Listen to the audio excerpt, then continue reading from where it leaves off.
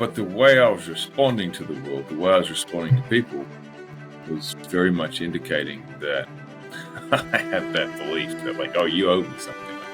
I'm here. Maybe it was some kind of egotistical belief, like thinking I'm better than other people. Maybe it was, I don't know. I can't tell you the source of it. I really can't. But I can tell you it was definitely.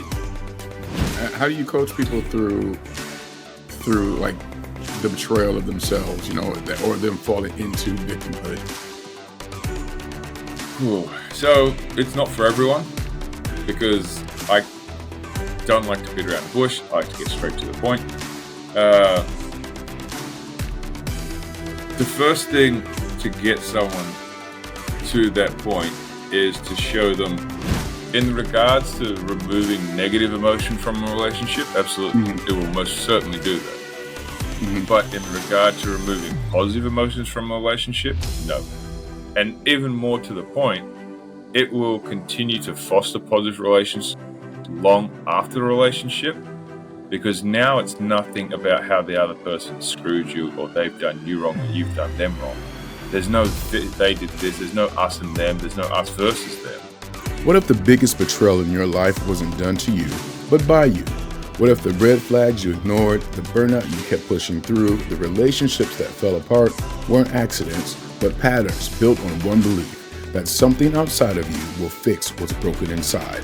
Today's guest, Clay Moffat, ex-Navy weapons tech, high-performance coach, and author of The Trust Trap, is here to challenge that belief. This isn't a soft conversation about trust. It's about self-betrayal, emotional intelligence, and why confidence is a myth. If you ever ignored your gut, trusted the wrong people, or felt like you kept letting yourself down, this episode is your interruption. It won't just make you feel inspired, it will make you tell the truth. Hey there. Look, my hope is that the ThriveWell Journey meets you exactly where you are and helps you rise into who you're here to be. It's 2025, and this is your year to thrive despite what the world is throwing at us. And our desire is that our conversations inspire you, bring clarity, and give you a reason to breathe deeper. So our ask is that you take a moment to subscribe, download the episode, and follow us on your favorite RSS platform. Your support doesn't just help the show grow, it helps build a space that's rooted in your evolution. And that means everything to me and the TTJ team. Now, if you're ready to go beyond the episodes, come join our private ThriveWell Journey discussion group on Facebook. We're walking through a 22-week series built to anchor each week in intention, purpose, and meaningful connection. I do so look forward to hearing your voice and can't wait to see you in the group. But for right now, let's get into it. So Clay, again, man, I want to say thank you for being on the podcast. I know you're in Phuket, Thailand. What time is it there, as a matter of fact? 5 a.m. Oh my gosh. Okay. So thank you for being on the podcast. Thanks. Welcome to the show. Like I said before, man, just the story that you have, the knowledge that you have to share with the world. I appreciate you, and I'm excited to have this conversation with you. And again, thank you for being here. I'm very excited to be having this conversation. It's an interesting place to be, because I did podcasts many years ago, like 2019, 2018. I did maybe 4 or 5. I was like, oh, this is great. And then I kind of stopped because I didn't really think I had anything unique to offer, right? And that's all changed in the last 6-7 months, which I'm sure we are definitely going to get into, like how, why, et cetera, et cetera. But just even my approach has changed. So I'm very protective of my sleep, and this would never have happened before, but I've adjusted my schedule so that I just go to sleep earlier so that I wake up and then we're good to go. And there's some podcasts that I get on at 10 p.m., 11 p.m. at night, because that's like the right time. So it's always going to be early morning for me, or late evening, that I get on podcasts, unless they're in the UK or Australia, and then it's typically early morning for Australia, and UK is typically like very early evening.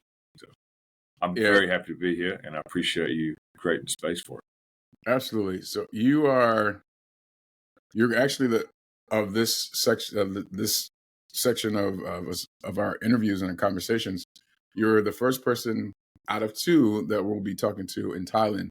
So I'm actually really excited to have people from across the world to be on the podcast that we're gonna have a conversation with. And like I said, man, we're about conversations that really make a difference, and that really can lead people to enlightenment and understanding of who they are in the world, what space they're in. And the question I have for you as we move forward is, what's something that you used to believe deeply that kind of forced you to unlearn? So the surprising thing about that is it's not something that I even knew I believed, right? It came about after having multiple instances in my life kind of being shoved into my face for me to actually recognize that must have been a belief. And the belief was very much that the world owed me something. I don't know how it came out. I don't know how it came about. My parents certainly don't have that belief. In fact, I can vividly recall many, many, many times my parents saying the exact words, the world owes you nothing, and just getting hit with that. But the way I was responding to the world, the way I was responding to people, was very much indicating that I had that belief that, like, oh, you owe me something. Like, I'm here. Maybe it was some kind of egotistical belief of, like, thinking I'm better than other people. Maybe it was, I don't know. I can't tell you the source of it. I really can't. But I can tell you it was definitely what I would associate with this sense of victimhood that I carried for a long time. Right? Like, I'm going to get my outcome, and that outcome's going to be achieved because these other people owe me something. And like, you said you're going to do it, so that means you owe it to me. Now, I'm very big on, if I say I'm going to do something, I'm going to do it. And I think the trap was I was pushing my rules onto other people and expecting them to adhere to my rules in the way that I do things. And that's a big problem. That's probably another really big belief that has also kind of collapsed. So there's two in one. So the one was that the world owed me something, and the second was that my rules should be the rules for everyone else, instead of recognizing that other people will most likely have their own rules and follow those. You know what? I don't think that you're alone in that world. I talk to a lot of people that have that whole notion, that the world owes them something. And there are probably people that walk around not really truly admitting that to themselves, but they live their life like that. And it's probably more subconscious for some people. And sometimes you have to check yourself, be like, do I believe this? Sometimes you can't even really check yourself. Like, I promise you, I didn't check myself. I got wrecked. And continuously. And I was continuously putting myself in those positions. But because of that belief and the way it was being framed, I was always looking outward at why people kept doing this. The standard question, right? Why does this keep happening to me? Is the ultimate victimhood question. Because now you're at the mercy of something happening to you. Not the fact that you're a part of the process, not the fact that you're a part of the thing that caused the result. Right. And so there's a lot of people that walk around saying that and repeating that question to themselves. And I always often say, well, okay, so if you say that, out of all the times that you've asked yourself that question, have you ever noticed on one single occasion that something good came of you asking that question? And the answer is always no.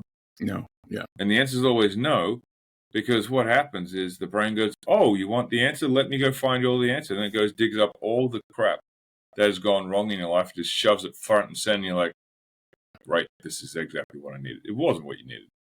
What you needed was a different question and a different way of looking at life. And this is why in coaching they talk about really good coaching is about asking really good quality questions. How do you coach people through like the betrayal of themselves, or them falling into victimhood? Whew. So it's not for everyone because I don't like to beat around the bush. I like to get straight to the point. Uh, the first thing to get someone to that point is to show them betrayal doesn't exist, not in the form that people think, Mm-hmm. and that the only kind of betrayal that does exist is self-betrayal. And that can be a pill for a lot of people to swallow, like a very large, fat pill that they don't want to swallow. But the evidence, when you start to break it down, is kind of overwhelming in the favor of that being a reality.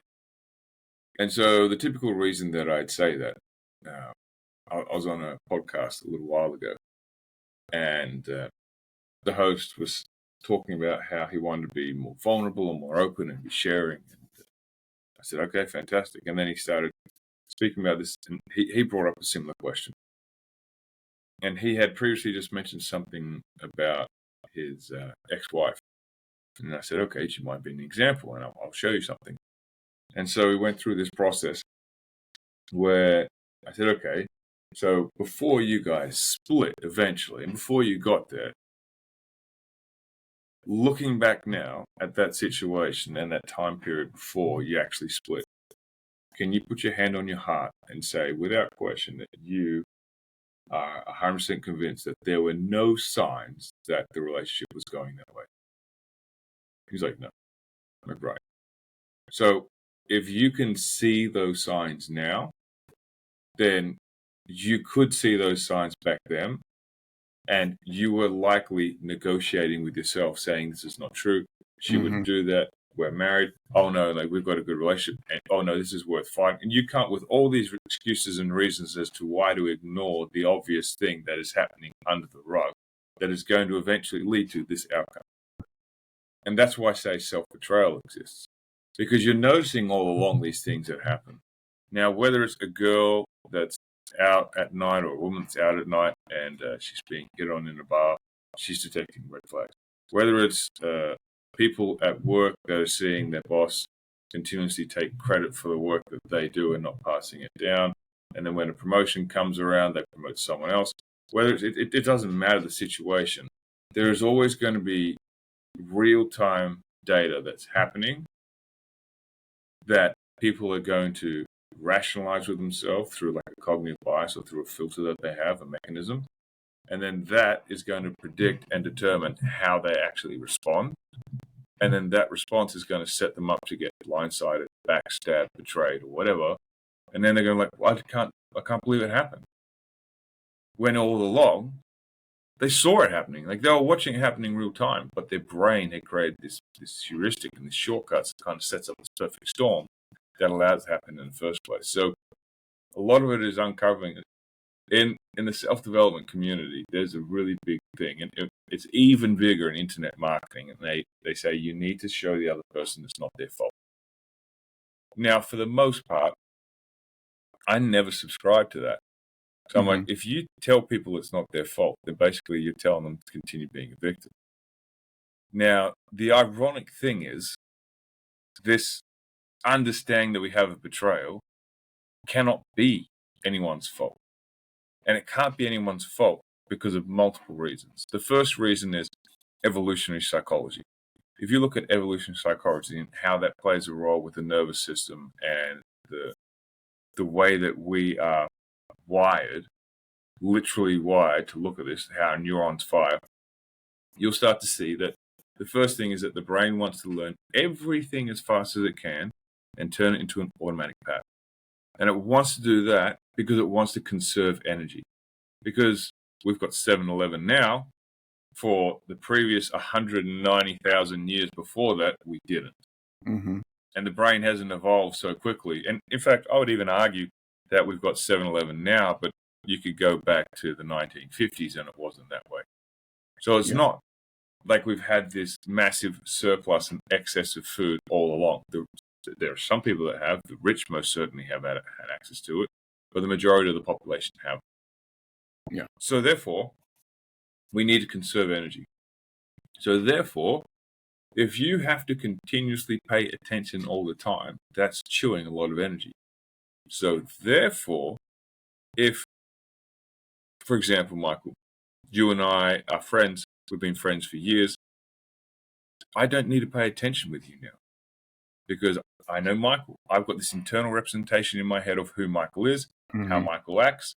And so when you start acting differently, or when I start acting differently, each one of us is like, no, that's not Clay. No, that's not Michael. No, that wouldn't happen.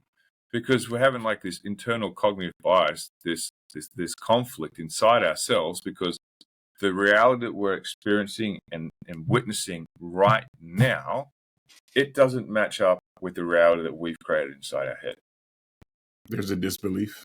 Yes, sir. There's a massive disconnect.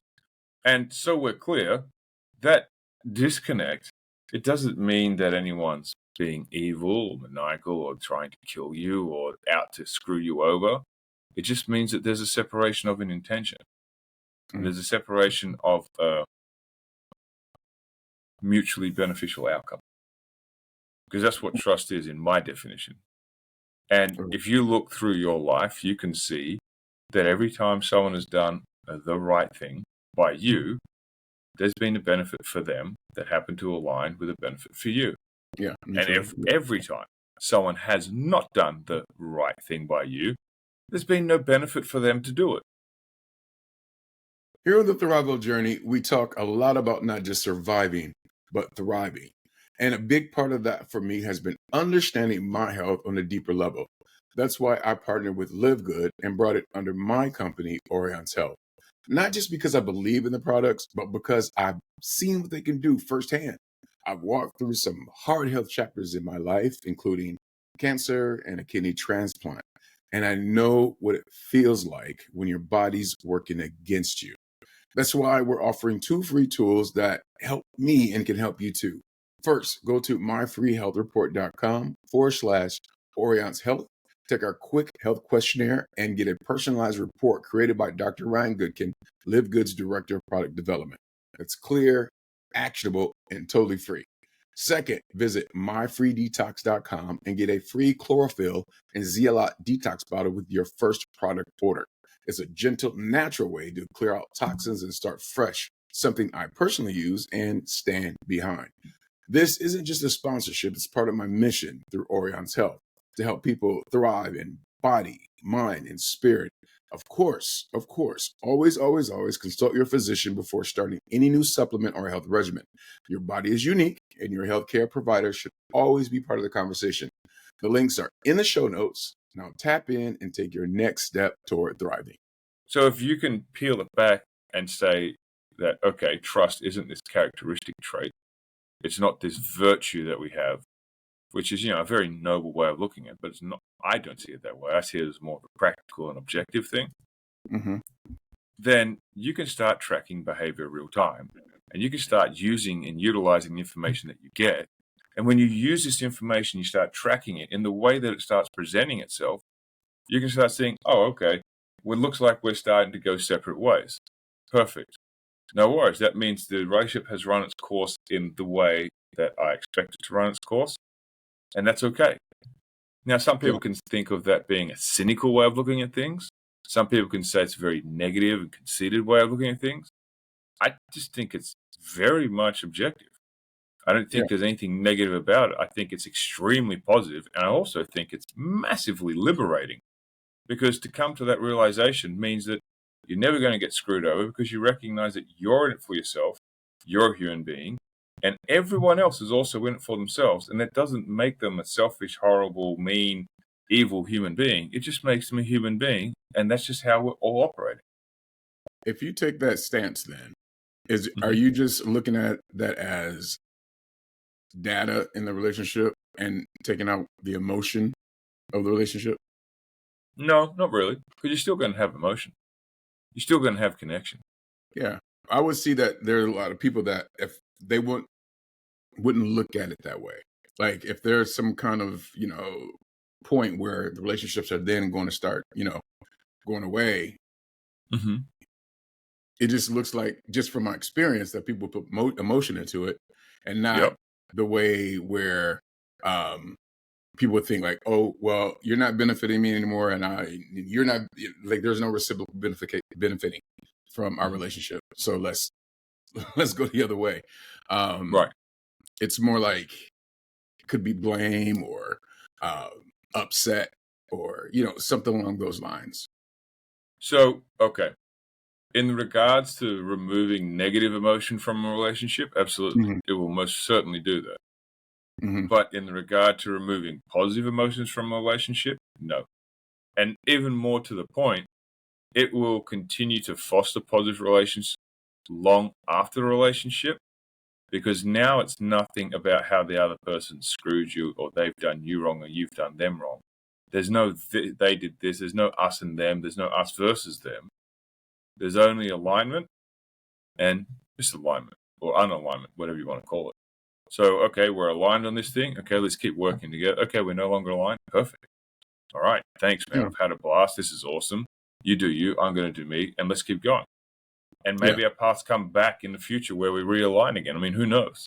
Yeah, who knows? And there's points, and I'm just looking at my life, where there's nothing wrong, nothing happened. It's just things just kind of went Yep. separate. Yep. Yeah, there was no, nothing negative. It just kind of happened the way it happened. Yep. There's no disharmony. There's no anger. There's nothing there. You're like, okay, like this is where we're headed. Yeah, exactly. I want to kind of piggyback a little bit, because we're going somewhere, but I want to kind of establish who you are and Sure. your story a little bit. And you, I wanted you to talk about a little bit about, what happened with your eyes and things like that, because I came across a statement that you had made where, you had some issues, and I'd like you to go into it, but you had said something very powerful, that that confidence is a myth. People bought it hook, line, and sinker.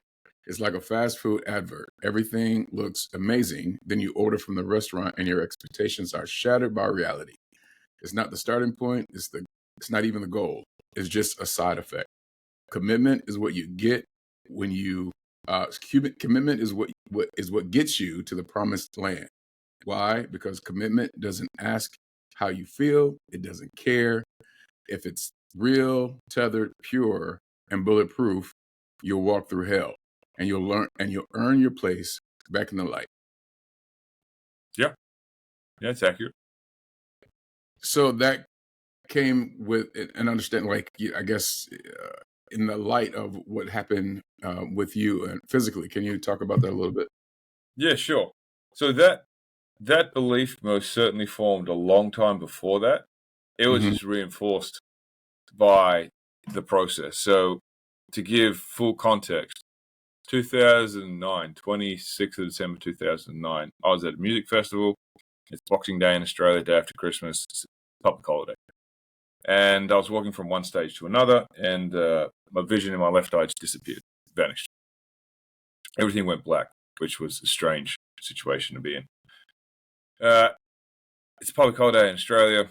I didn't think much of it. I was like, okay, I'm probably just like having heat stroke or something like this. I'll just go chill out. I'll go home and rest, and it'll be fine. Woke up the next day, it was still black. I'm like, should probably go check this out. So I went to optometrist, blah, blah, blah. Detached retina. I had 3 surgeries. They reattached the retina. It failed. They reattached the retina. It was a huge success. I got all my vision back. It was fantastic. And then they used a stabilizing oil inside my eye to keep the retina there. And that caused cataracts on my lens. So to operate to remove the cataract, put a fake lens in. And in doing so, they took my vision away again. So I've been blind in there since 2010, about March 2010, April 2010. And if you fast forward 14 odd years, November last year, give or take, end of November, start of December, I was on a road trip with my family. We're driving up to the national park, and the lines on the road started to split and deviate from each other. Oh, wow. I was like, oh, that's weird. But I wear a contact. Like my right eye was the only functional one. And I have a high myopia and a high astigmatism. And so I have to wear what's called toric lenses. So these lenses, if they don't sit at the exact right angle in my eye, then it can actually make my vision worse because they need to be sitting in the right angle to get the refraction in the right spot. It was like, oh, it must be my contacts. And I left my glasses at home. So I spent the whole weekend just not really being able to see anything, thinking it's just my contacts. Anyway. I've been there. So we get back. I go to the optometrist, and he's like, I think you should go see an ophthalmologist. I think you might have a cataract. And that's what he was the first one to say it. So I went to the hospital, and they said, no, I think you've got dry eyes. So I did this routine. Ended up going around spending a lot of months. So that was in December. Got December, January, and February. Went and saw multiple ophthalmologists at multiple hospitals flying all around Thailand.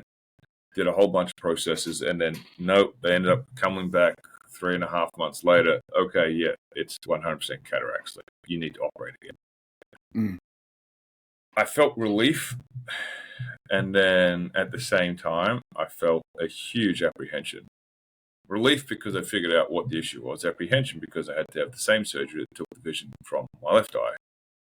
So I booked in for the surgery. I came home, and 2 days later, it just kind of slapped me across the face. It's like, okay, there's a very real chance that at the end of that surgery, you might not see. Because if they screw up for some reason, and there's reasons beyond our control that it could screw up. People are like, oh, yeah, like what? I'm like, well, if the surgery had been 2 days later, I would have been on the surgery table when that 8.6 earthquake hit Bangkok. Oh, this all happened entirely. Yeah. Wow. So there was things that are completely out of control where something could have happened. And I mean, if my eye had been cut open doing that, it's very real that I would not have been able to see. Yeah. Actually, that's the first thing when that happened. The first thing I said is, I'm so thankful that my surgery was not today. The second thing I said was, I hope that no one else had that surgery today, because that would have been an absolute nightmare. That's pretty traumatic. Yeah. Right there. That would have been brutal. So, as I can see you now, so obviously the surgery was successful. But during that point in those 2 days, I'm like, okay, I've spent 15 years like helping myself, helping other people, and like acquiring a set of skills and a knowledge base that could be useful to other people. I also still want to be useful in case I do go blind and like have some way to contribute to the world. And so I started thinking about like, what could I do? And the first thought I thought, you know what, I'll develop a course. Like, that's a good idea. I can do a lot of video. I can deliver a lot of value to people. It'll be life-changing. It's going to be fantastic. And I thought, what a stupid idea. How am I going to maintain the domain? How am I going to maintain all these other things that you need to do with all the widgets and the upkeep of plugins? No, that's not a good idea. So I was like, well, the thing that I could really do is a book. So I set to work, and I had 3 weeks to write and publish the book, which I did. Now, I didn't know that I was going to be able to do it. I wasn't confident that I was going to be able to write a good book in 3 weeks. I wasn't even confident that it was going to be done in 3 weeks. Yeah, when I read that, I was committed. Exciting. Right? I was committed. And so I knew that I would do whatever it takes to make it happen. Didn't mean it was going to be, Amazon bestseller, a New York Times bestseller, or a Wall Street Journal bestseller. And it would be very impossible to do that because I don't have a list of 500,000 or 1 million people. So it would have been very difficult. But I knew that I'd be able to get it out there and I'd be able to make it happen. And so I did. I basically deleted most of my social media. I was getting ready to like exit off social media. So I started getting rid of all my contacts, disconnecting from everyone, which looking back now was a very stupid thing to do because I went from having 4,500 contacts down to like 200, which doesn't really help with marketing the book, but whatever. I wasn't preparing for the book and the operation being successful. I was preparing for things going the worst, and then let me just like figure it out after that. But that process itself was very cathartic because it actually made me go and reassess the things that I'm doing and how I'm doing them and how they affect other people and what are the core things that underline the things that I'm doing, which are things that I have never, ever actually put into words or coached people on. I've never coached people on how I do what I do or what the mechanisms are behind it. I've always just coached people and used these tools unknowingly in my head. So it taught me how to decode all these things to make something that's going to be exceptionally useful for people. Okay. And so what was going through your mind when you were actually starting to create that? Dealing with what you dealt with and then just thinking about like, writing this book, like what was going through your mind? There's only one thing. How do I write a book that's self-contained so that it provides a solution to people and offers the value of what it says on the cover? And it actually does what it says. And that was the big thing. To be able to create that and to be able to have that and to be able to build that. That was a very, very important thing for me. Yeah. Because there was the chance that I might not be able to coach again. I wanted this book to be like a masterclass of coaching with Clay. And so that was the intention behind writing the book. And that was the only thing that was behind writing the book. Like that this book had to be to a standard, and the standard had to be very high. And so we're clear, when I published the book, it had tons of errors. Yeah, of course. Right. Like tons. Like no, but like obvious ones. Like there was entire paragraphs that had been repeated on some of the pictures inside the book and some of the drawings inside the book. It had the wrong captions in there because I mean, we pushed this thing out so fast, right? That we were bound to have some errors. And even my editor, like we were just working so hard that we ended up with it's just too much. They're all fixed now, which is good. But yeah, of course, right.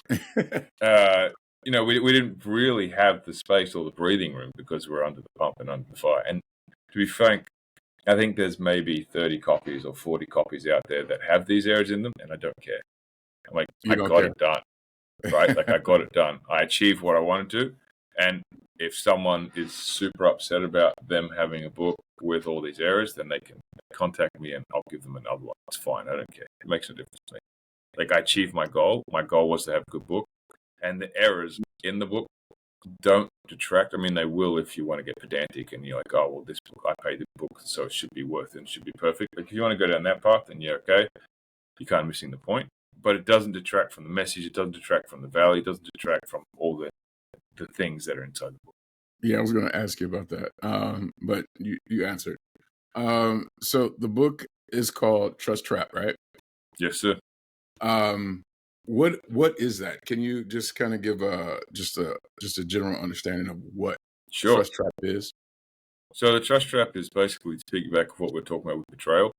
The Trust Trap is this mechanism that we have inside the brain, this perfect storm of a combination of evolutionary psychology, how our neurons work together, and how language comes together to create this mechanism where we create these frozen mental images of people because we want to conserve energy inside our brains. We don't want to expel excess energy when we don't have to.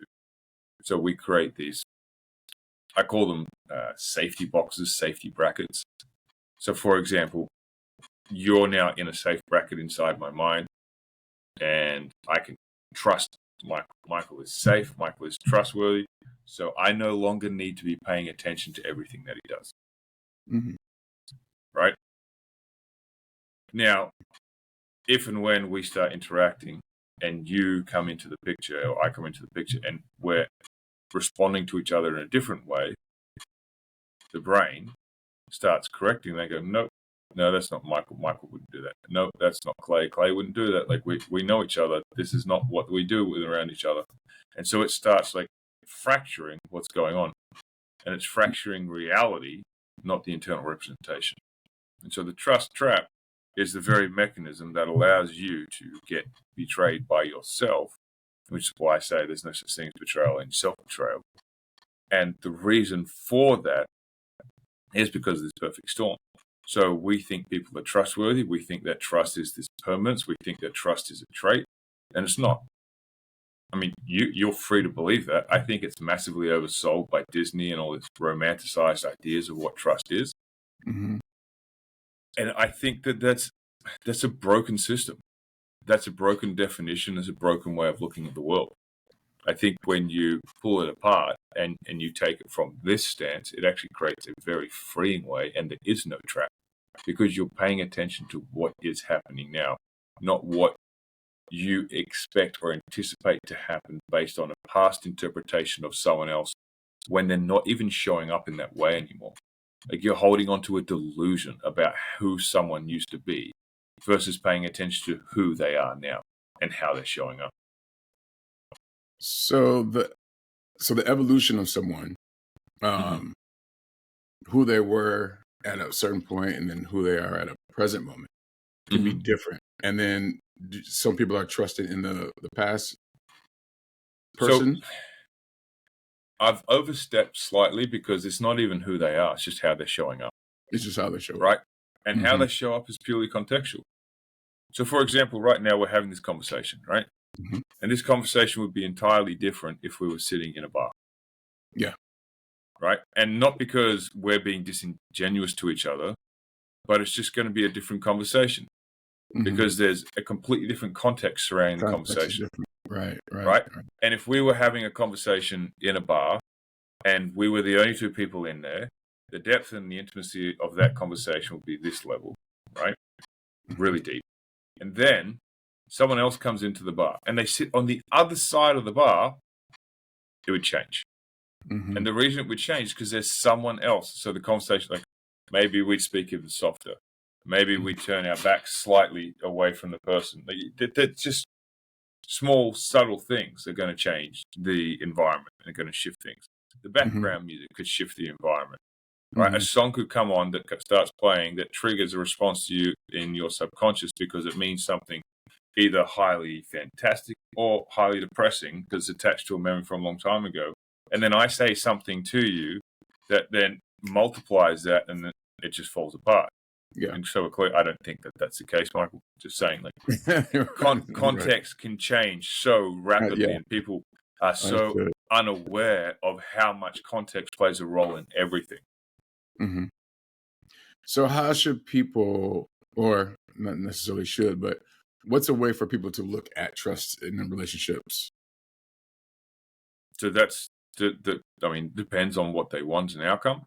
But for me, the way to look at trust in a relationship is to always look for the mutually beneficial outcome.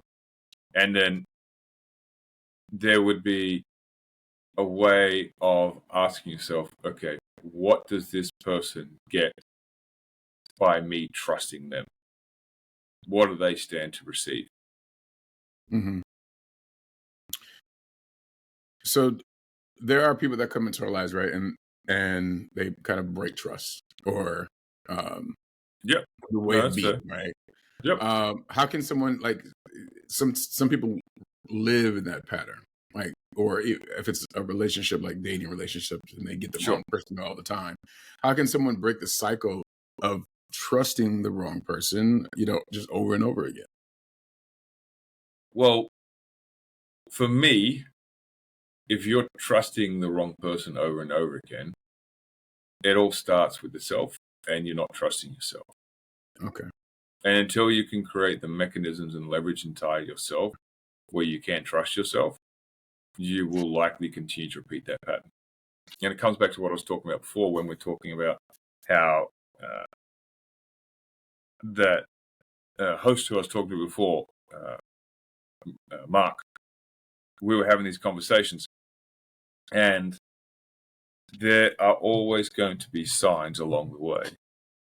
And the more you can pay attention to your gut and the more you can understand what your gut is trying to tell you, the more readily armed you are to be able to make decisions in the real time that are going to navigate you towards the path of safety is not the right word. I'm going to use the word peace, but it's not really the right word. Let's just say it's going to keep you on the smooth path. You could say straight and narrow, but it's not really. versus on a path that has you continue going through these loops. And these loops are going to continue to happen unless you can get the connection with what these signals mean. So a red flag is not a signal of deception. It's not a signal of someone being out to screw you over. It's not even a signal of something being wrong in a person.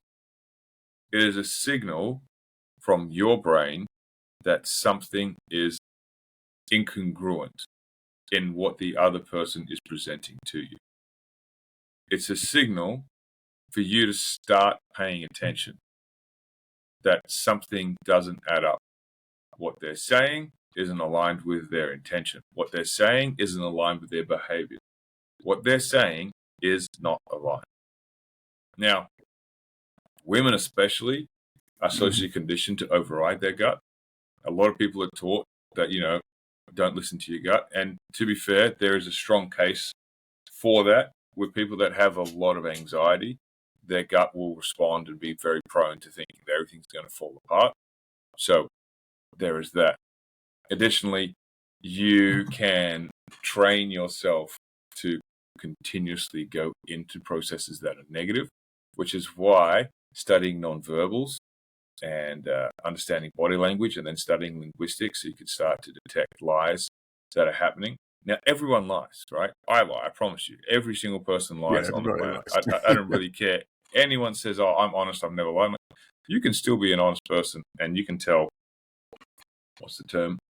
You can tell white lies. I mean, I joke with my kids all the time. And so now my kids say, oh, you're a liar. I'm like, yeah, sure, whatever. Like, they'll come in and they'll say, oh, we haven't had any ice cream today. I'm like, yes, you had. You had 5 ice creams already. You had 6 ice creams for breakfast this morning. No, we didn't. No, we didn't. You're lying. Like, I saw you go down the shops and have 6 ice creams. See? And so, I mean, like, am I trying to destroy their reality and make them feel horrible? No, I'm playing games. It's done in jest. So yeah, like, everyone lies. So don't turn around and think that you're this special human being. You've never told a lie in your life. That at some point you will have told a lie. So It's okay. Now, people telling lies isn't the problem. Figuring out what they're trying to cover up, that's more where it becomes useful. Right. Like, what are they protecting? What are they guarding? What do they not want me to see? Because if someone's lying to their spouse about a surprise birthday present or a surprise anniversary thing, like, that would be considered by most people as a very kind and generous act. Some people might not like it because they don't like surprises. But it's a useful tool. It's a useful mechanism when it starts connecting with body language and indicators of high stress and indicators of deception for you to start pulling things apart. And again, this comes back into context. But if you don't train yourself in nonverbals, you don't pay attention to what's actually happening with other people, then your conscious mind isn't given the information that it needs to be able to connect and register with what the gut is telling it. Because it doesn't have that information, it will start to shift things in another direction, and it will start to push things in a way that is going to go with the information that it does have. And the information it does have is that this person is safe, or is that we're okay, or is that, oh, no, we can ignore our gut because we can fix this person, or we can do this with this person, or it's not really that much of a big deal.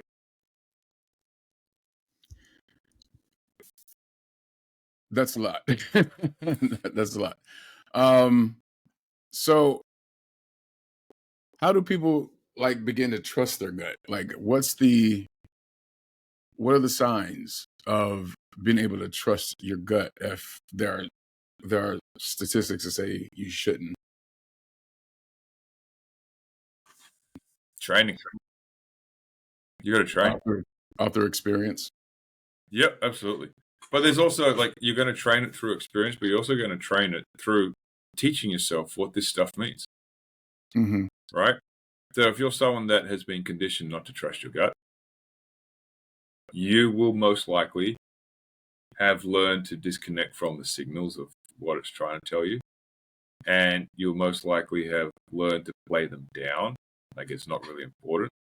So on a path to reconnect with that, having the information that says this type of behavior indicates high stress, and seeing that when it keeps showing up with a person doing a certain thing is, okay, I need to pay attention. This is a subject that's very sore for them. It's very sensitive for them, subject they don't want to go into.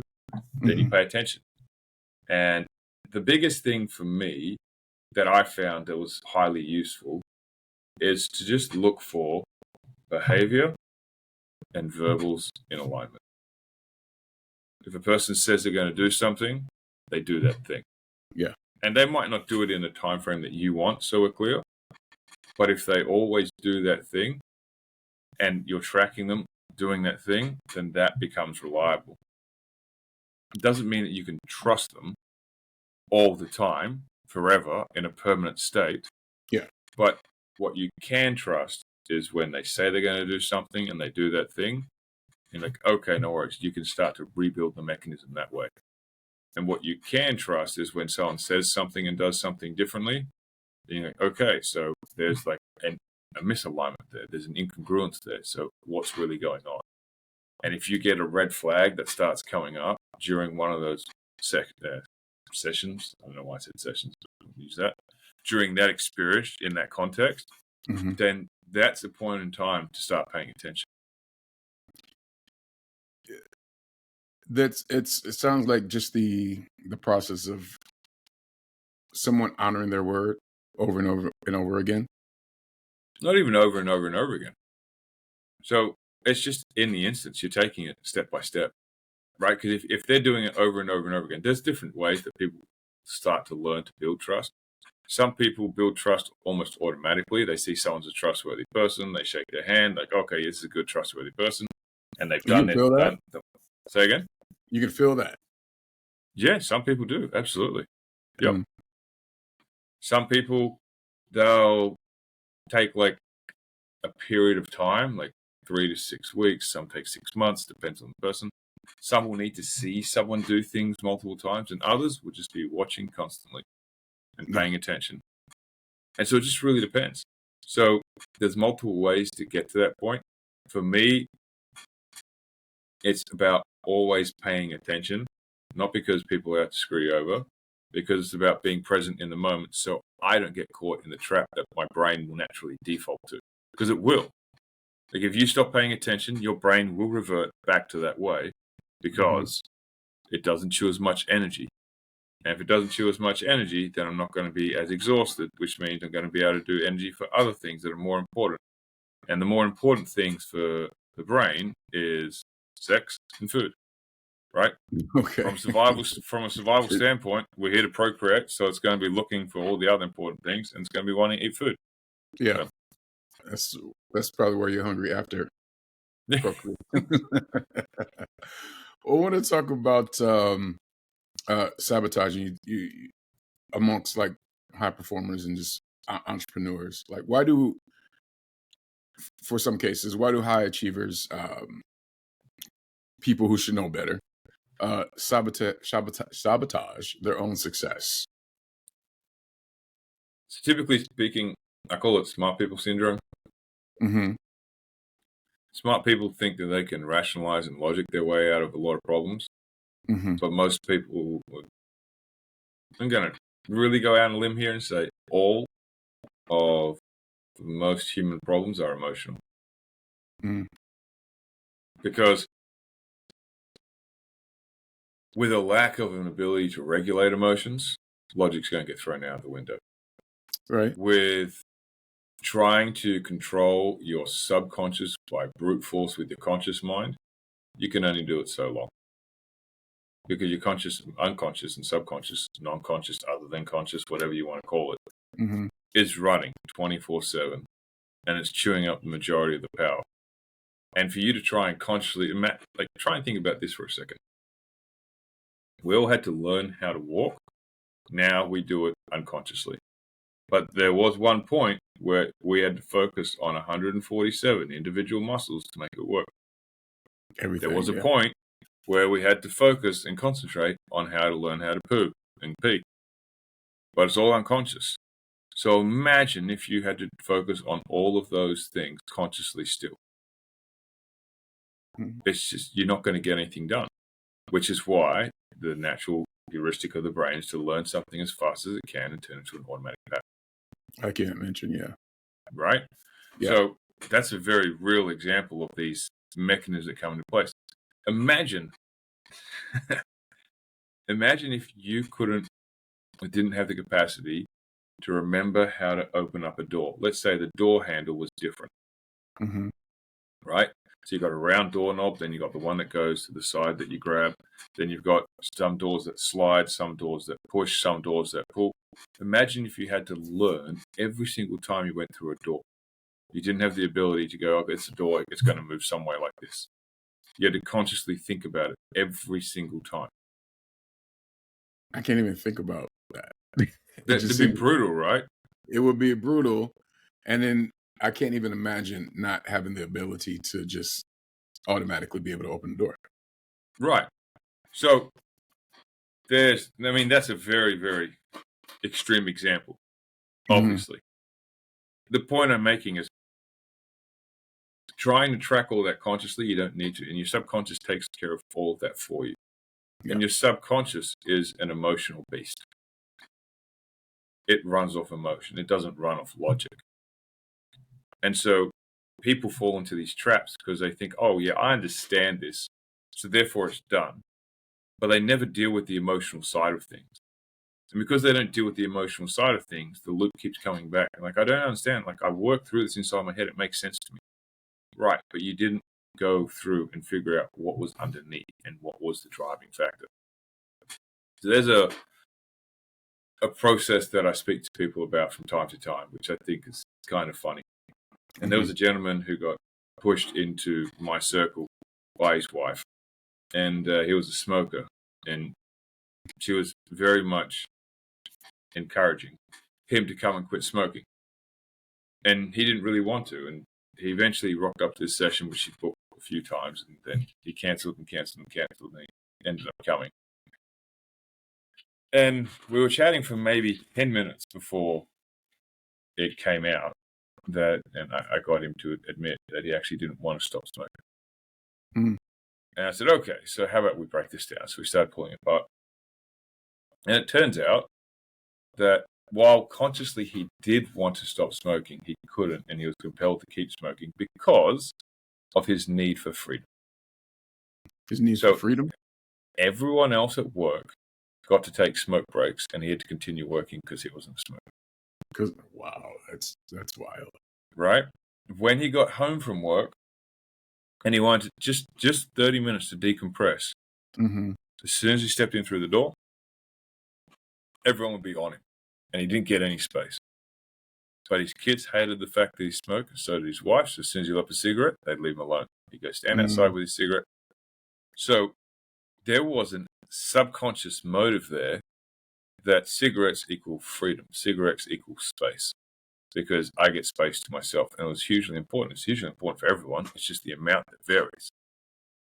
And so I said, okay, well, what if we bring your wife in and we create an agreement, and you speak to your boss and you create an agreement that you get these 2 periods that everyone else takes for a smoke break. You get those to just go sit and stand in the sun, sit and chill with a bottle of water, whatever that you want to do.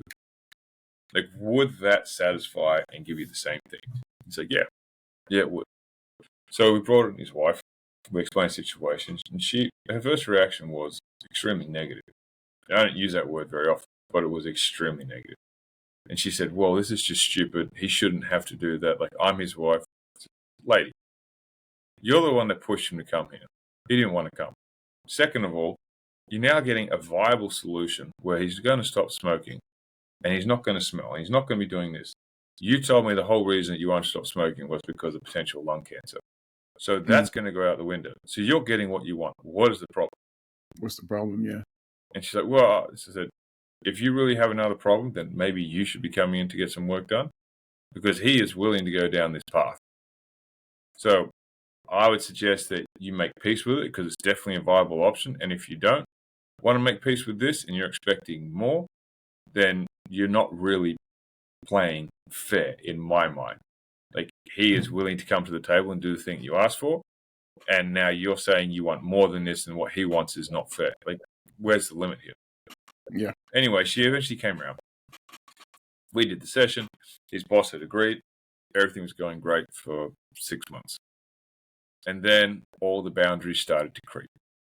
The boss started to ask him to come back inside because he wasn't smoking. The wife and the kids started to go out and start bugging him during that 30 minutes when he was just chilling by himself. And lo and behold, within a month, he was smoking again. Mm. And she came back to me and said, look, I want my money back because it didn't work. And I stand around and said, yep, that's fair enough. Can I ask you a question? She said, yeah. I said, did you maintain the boundaries that you set? And she's like, what? I said, did you maintain the boundaries? Oh, well, yeah, after 6 months, it shouldn't be a problem. I said, no, I'm not funding you. You set up a system. You broke the system. The system was there to give him this program, and you broke it, so he's gone back to what he knows works. Sorry, that's not on me. That's on you. Like, I'm not going to be held responsible for that. Like, you need to start owning, like, what you're doing. Anyway, when she kind of got that slap in the face, she then reverted back to the old ways, and he managed to start getting back off the cigarettes again. Mm. But the whole point of that is to demonstrate, like, the subconscious is like this massive driver, and it will push for things.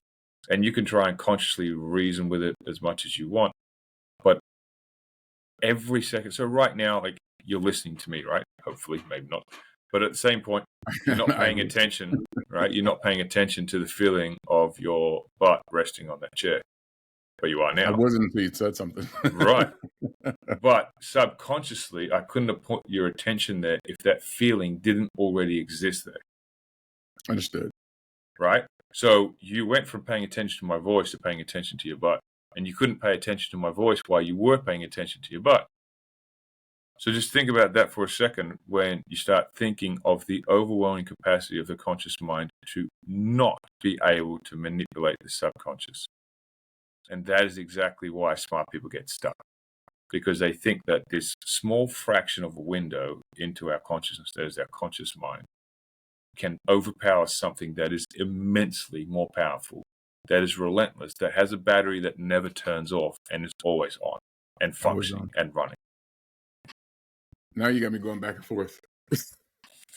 Feeling the feeling and listening to you. I'm like, okay, where am I? Where am I now? Man, we could talk about so much, but one of the things I do want to know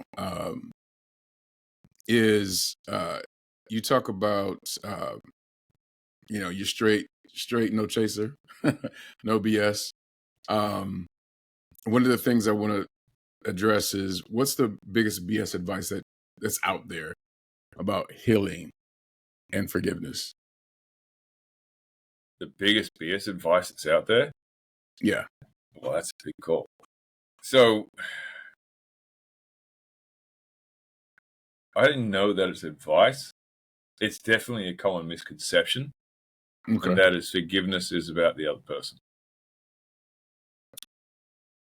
Okay, I was kind of thinking you're going to say that. Please expound. So a lot of people think that forgiveness comes from you forgiving this other person for what they did to you, and you forgiving them because it's going to pardon them, so to speak.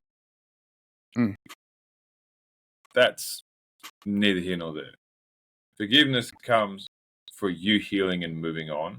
Forgiveness, from what a lot of people teach, talks about you giving yourself space to move forward again.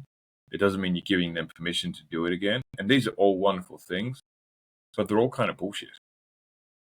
Forgiveness really comes down to it is forgiving the past version of yourself that led to the current situation that you're in today. Mm. Because if you can never forgive yourself, then you're never really going to be able to move forward past something anyway. Because you're still going to be trapped in these loops. And this is why it circles, like, all roads lead to Rome, right? It's right. The same process as self-betrayal. right? No one else betrayed. I mean, there are people, right? You get sociopaths, psychopaths, narcissists that aren't necessarily intent on screwing you over. They don't even wake up in the day going, you know what, today I'm going to screw this person over. They just go, today I'm going to get me what's mine, and I don't care who gets in the way. Mm. So they're not even necessarily out to screw you over. They just don't care that they do. Now, there can be some venge people, like what they say, the hell hath no fury like a woman scorned. Yeah. So in that case, that human being might be out to get revenge or seek revenge or exact revenge. Fair enough. For the most part, I'd argue, I'm making this number up, but I'd say over 96% of people that you ever come across in your entire life don't even think about you when you're out of the room, right? You don't take up real estate inside their brain. So the fact that you're thinking that, oh, they got to screw me over, it's just misguided. Mm. They're thinking about what they can do for themselves and how they can get themselves. And by you not paying attention to these signals of how they're thinking purely in it for themselves, and while this is a distinctor, while they're thinking about what's in it for themselves, there's no alignment with you moving in the same direction, and you're not paying attention. You then walk down the road, and before you know it, you're both saying, I do, but you're saying I do to two very different things and two very different versions of reality. And next minute, he or she is a gold digger. They've left you in it like it's a big scam, and now you're screwed, and you don't even know what happened. You couldn't, but you could predict it, and you feel ashamed. And the reason you feel ashamed is because you saw these red flags happening, and you saw them happening real time, and you ignored them. And so people think, well, I need to forgive that person for what they did to me. Buddy, no. You need to forgive yourself. Yeah. Because until you do forgive yourself, you'll never make peace with who you are and where you're supposed to be in life. I agree. What do you hope people will do differently, or just do differently after picking up your book and reading it or listening to you speak? So one of the things that I wrote the book for, I'd say the main concept I wrote it for, was to give people the ability to learn to look at trust differently, not with other people, but with themselves. And to give them a sense and a pathway back to trusting themselves. Mm. So it allows them to go back and recalibrate, if they would choose to, every situation in their life where they ended up in a position that they didn't want to be. And it allows them to reassess and track back like, oh my God, all those signals were there. I just wasn't paying attention. And if you go back and you replay those steps enough, just by doing that, it'll start to rekindle and re-spark the element of trust. And then as you start using it moving forward, it will start to increase. I got a message from a friend of mine and a former client of mine. We haven't spoken in a few years, but she found out I wrote a book, so she's like, I'm going to read it. She is usually a very quick reader, so I was anticipating a turnaround of like 24 hours because she usually tears through them. She replied to me 6 weeks after she bought the book. She's like, I'm sorry it took so long, but I took a lot of notes. And for me, that was like a huge compliment. Mm-hmm. I said, okay. She goes, yep. She goes, you had everything referenced. You write in a very powerful way. And it was so confronting, I had to put it down multiple times to sit with the information that came inside. Oh, wow. And I was like, okay, that's cool. She said, but the biggest thing I got back was the fact that I could learn to trust myself again.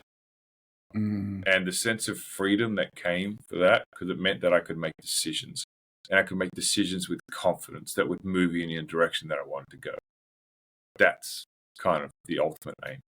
To be able to give people back this sense of freedom where they take the agency for their own lives again, instead of being a victim from other people. And even if it's unknowing, the book is designed in a way to root that out of you and shove it back in your face and go, this is the author of all your pain. And the author of all the pain is the person you see in the mirror. So real quick. I was going to do a mirror exercise, but there's a couple of things that you posted, and just going to go through one of them. Okay. It was a mirror exercise, and I just want to see what you have to say about that. One, in the mirror, you said you weren't fooled. You needed the lie more than the truth. Mm-hmm. What do you say to that? So the lie more than the truth comes on as this process where you're holding on to the lie or this deception that you've created in yourself. Like, this is what the relationship is like. And so I'm going to hold on to this image, this creation, this construction that I've created inside my head of this relationship to be working or to be perfect or to be what I wanted, because that's so much easier than facing the cognitive dissonance of getting it wrong about someone and having to admit that you got it wrong. A lot of people think that, okay, getting it wrong is like a huge failure on my part, and that makes me a lesser human being. I'm like, fail, man. Fail as fast as you can, and fail forwards. Because the faster you crash and burn, the faster you can rebuild and get up and go again. So, like, don't lean into failure, but embrace it. And if it shows up, go, okay, cool, we screwed that up. Let's do the next thing. And just jump on. But if you want to get bogged down by it and make it, and this is where I see people fall into another trap, they identify with failures. Like, people are so crazy sometimes, man. They identify with their failures, right? Like, oh, I'm a loser. Oh, I suck at this. I'm such a piece of shit. Right? Sorry for not allowed to swear. I apologize. You're good. You're fine.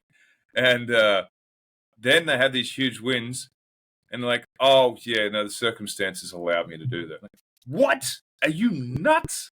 Like, you identify yourself as being this hunk of crap, but then when the good things happen, it's like, oh, no, that happened for someone else. Like, one of the things I love to teach people is, okay, every single thing that happens in your life that's negative, make it external, make it impermanent, and make it, there's three things. It's going to be so annoying now when the third one's coming. So basically, it happened due to a circumstance. Mm-hmm. It's not a characteristic or a trait that you have, right? And the third one is right on the tip of my tongue. This is going to frustrate the living hell out of me right now. So I'm just going to go to the other side. So the positive things, you want to make it permanent. So you make it, oh yeah, that happens to me all the time because I am this kind of person, right? And because I'm this kind of person, I do these things. It's just who I am. So you're making it permanent. You're making it pervasive. It doesn't matter that it happened here. It can happen in any area of my life because it's just how I rock up. So you start to make your wins more about you, and you make your failures more about circumstances. And you could say it's kind of egotistical in a sense. I'm not going to argue that. At the same time, I think a lot of people could use something like this because there are a lot of people that seem to just take any chance they get to demean themselves and like berate themselves, to take them down a peg. And I think you could really use a different way of doing it. You could use a way that's hyper supportive of yourself, and you could really get great results. Clay, man, we can go another hour. Yeah, so much to share, and man, I had even more lined up, but I just want to say thank you, man, because what you've been through, what you've experienced, and the knowledge that you bring is like treasure. So thank you for bringing the knowledge. Thank you for just having this gift of just understanding it, of being able to trust yourself again, learn how to break through that, and really giving that gift to the world. As your last words on this podcast, something from your heart, what would you like to say? So I had a realization fairly recently, in the last 12 to 18 months. So it's fairly recent in the scope of 40 years. And that was very simple. it very much clicked me. So I went into self-development because I wanted to learn how to make people do what I said. Like, I never got into coaching to help people. I didn't even want to be a coach, man. I wanted to learn how to negotiate better, how to get raises, how to get better positions. Like, it was all about me. And then it kind of stemmed from there. And the drive before that was this emptiness isn't the right word, but it's going to do for now. Like, I had something wrong with me. Like, I had this emptiness. I had this imperfection. And I was trying to fix it. And the realization that I had around about 18 months ago is that there's nothing to fix. And there is no imperfection.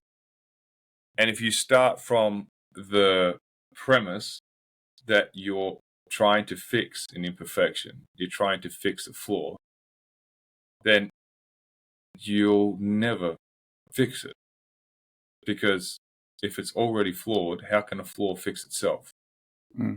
Like, even that premise itself is flawed, because you're never going to be able to find the flaw because you're already flawed. So it just creates this never-ending loop. So what ended up coming out of that was something amazing, and that was that we're all born perfect, and we get all this crap laid onto us. And so you don't need to work to feel a whole. You don't even need to work.